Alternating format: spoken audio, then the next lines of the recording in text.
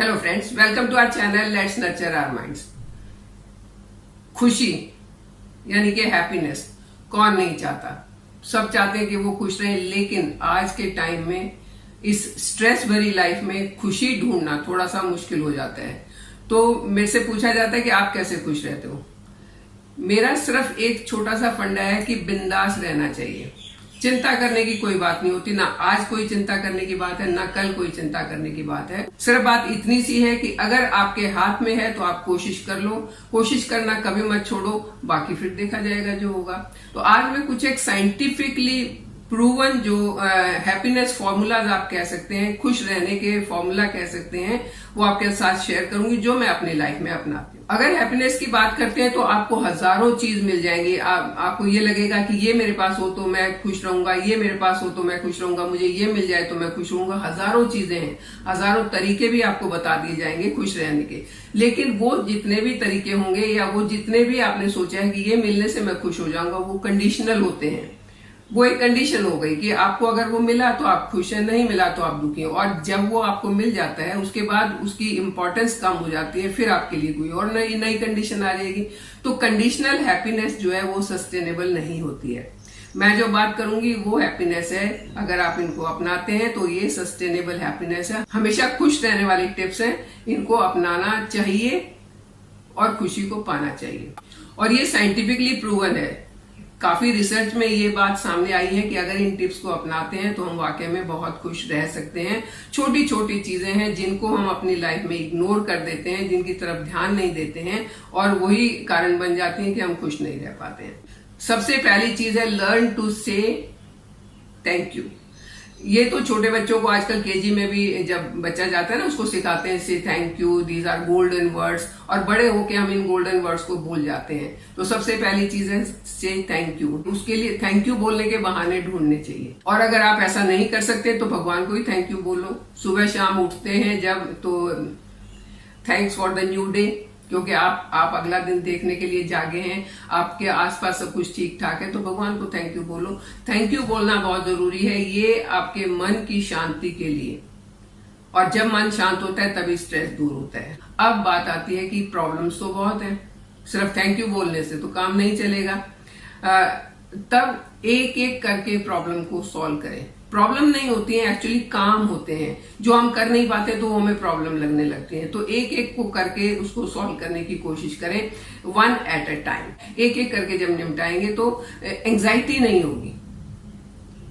ये नहीं होगा कि हाय मैं क्या करूं। देखिए, हर एक चीज को देखने के दो तरीके होते हैं। एक तो हम ये कहें कि मेरा 50% काम बचा हुआ है, और एक ये सोच के खुश हो जाए कि मेरा 50% काम हो गया। तो कौन सा ज्यादा अच्छे से आप चूज करेंगे, कौन सा ज्यादा खुशी वाला है कि हम खुश होकर ये कहें कि 50% काम हो गया, सिर्फ 50 और बचा हुआ है, उसको भी हम कर लेंगे। ऐसा करने से एनर्जी वेस्ट नहीं होती है।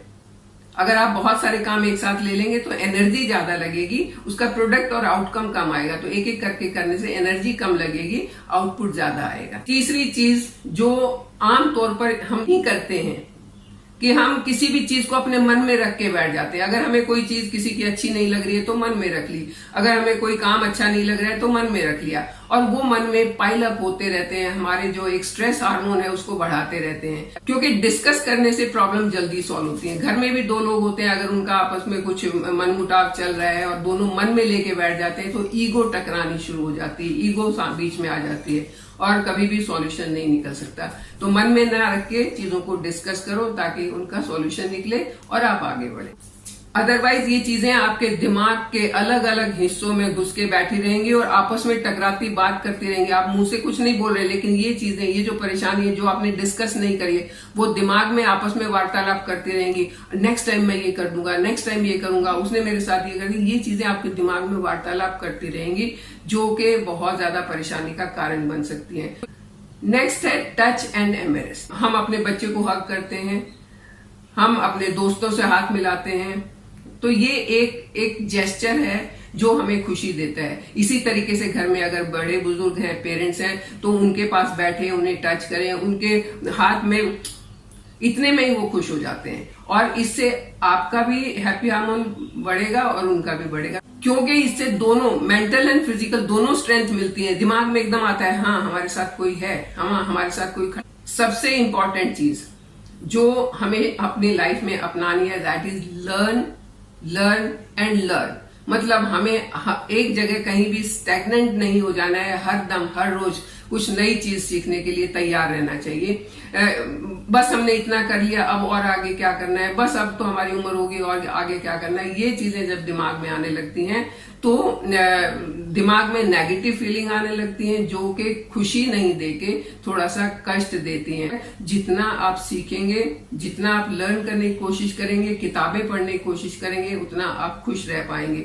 मैंने 69 की एज में MD एक्यूप्रेशर का एग्जाम दिया है, बट मुझे खुशी है कि मैंने एक कोशिश की थी और मैं उसमें कामयाब हो गई। अब खुश रहने के लिए एक और भी इम्पोर्टेंट चीज, वैसे जितनी चीजें मैं बता रही हूँ सारी इंपॉर्टेंट है, एक से बढ़ के एक इम्पोर्टेंट है। The next thing is always be active, exercise, play, बच्चों की तरह खेलो, बच्चों की तरह। जितना आप अपने आप को इन चीजों में कहते हैं ना मस्त रखोगे, उतना आप खुश रह पाओगे।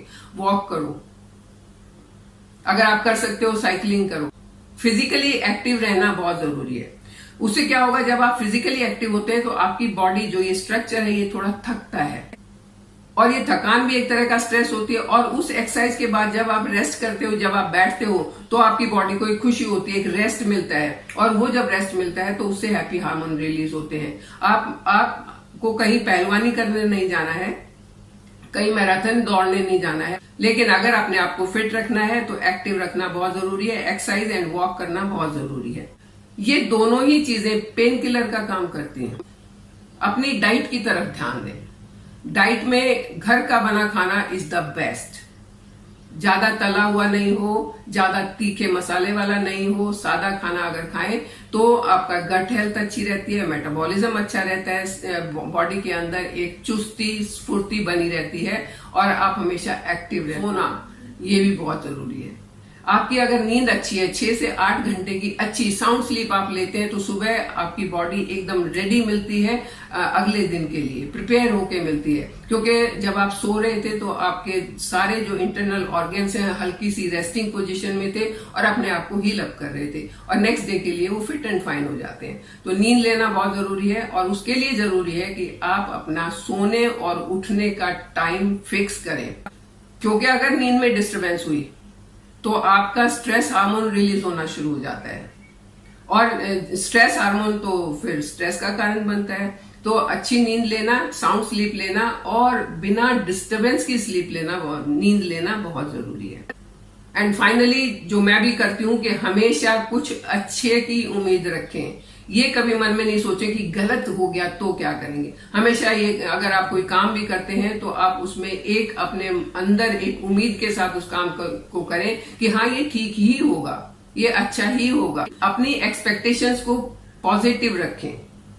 कई लोग होते हैं ना कि काम करने से पहले ही डर गया, अरे मैं वहां जाऊंगा, ये मेरा काम नहीं बना तो क्या होगा, मैं ये शुरू करना चाहता हूं, नहीं हुआ तो क्या होगा। जब पहले ही आपने सोच लिया नहीं हुआ तो क्या होगा, तो नहीं होगा ना फिर। तो अगर आप पॉजिटिविटी के साथ एक पॉजिटिव एक्सपेक्टेशन के साथ किसी काम को करते हैं तो वो फिर उसके रिजल्ट भी पॉजिटिव ही आते हैं। तो हमेशा जब आप भगवान को भी थैंक बोलते हैं या अपने पेरेंट्स को थैंक बोलते हैं तो अपने मन में यही विश्वास होना चाहिए कि अब मैं जो भी करूंगा, अब जो भी मेरे साथ होगा वो अच्छा ही होगा। और जब आप इस फीलिंग के साथ अपना दिन शुरू करेंगे, इस फीलिंग के साथ अपनी रात शुरू करेंगे, तो आपको दिन में एनर्जी मेंटेन रहेगी, रात को आपको अच्छी नींद आएगी। और जब दोनों ही चीजें सही होंगी तो फिर तो खुशी ही खुशी होगी ना। तो ये कुछ एक चीजें जो मैं अपनाती हूँ, मुझे लगा कि आपके साथ शेयर करूं, ताकि इन चीजों का, छोटी छोटी चीजों का जिनको हम इग्नोर कर देते हैं, उनको इग्नोर ना करके अपना लिया जाए और उनका पूरा फायदा उठाया जाए।